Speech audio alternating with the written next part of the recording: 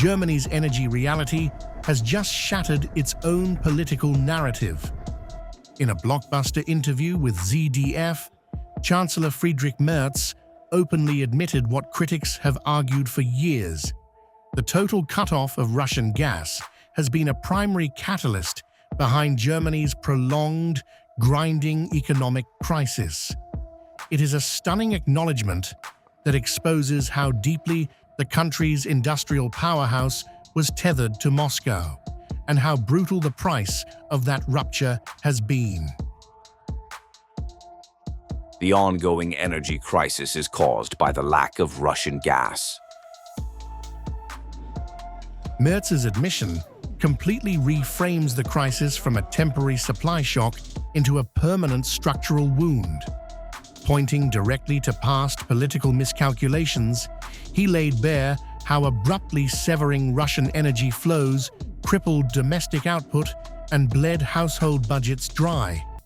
Europe's leading economic engine is still paying a devastating toll, forced to navigate the long-term fallout of a shattered energy equation. Now, the plot thickens behind closed doors. According to exclusive reporting from The Times, Berlin is quietly probing potential avenues to reopen communication lines with Moscow.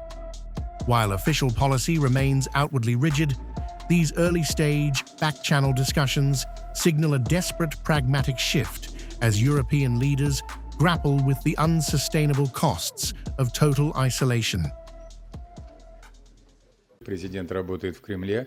The president is working in the Kremlin. The president's schedule is already in full swing. He has already held a working meeting with Yevgeny Balitsky, the governor of the Zaporozhye region. It is a unique region, living and working under exceptional circumstances. Naturally, this requires the attention of the head of state. That is the nature of the meeting that took place. We are currently preparing material for release at any moment. The other meetings on the president's schedule today will be closed to the public. Today, the president congratulated Russian chess players on International Chess Day. As you know, Russian chess players continue to compete in both domestic and international tournaments, achieving outstanding results, and thereby continuing to contribute to the development of the Russian school of chess. On Germany's shift towards more constructive approach towards Russia, was there any signal from Berlin that has not been the case? We hear many statements on this matter, and we hear much debate amongst European politicians, including those in Germany. Nevertheless, in practical terms, this does not reflect the actual policy of these countries in any way, even though Russia remains open to dialogue. We have never been the ones to initiate a breakdown in relations, but, of course, we will always draw on the experience we have gained when resuming dialogue. No, there have been no contacts through our channels in recent days. Through the foreign ministry and diplomatic channels, of course, contacts are mainly of a technical nature, but if there were to be contact at the level of foreign ministers, we would certainly welcome it. The broader economic carnage cannot be ignored. Before the pipelines went dry, German industry thrived on cheap Russian energy.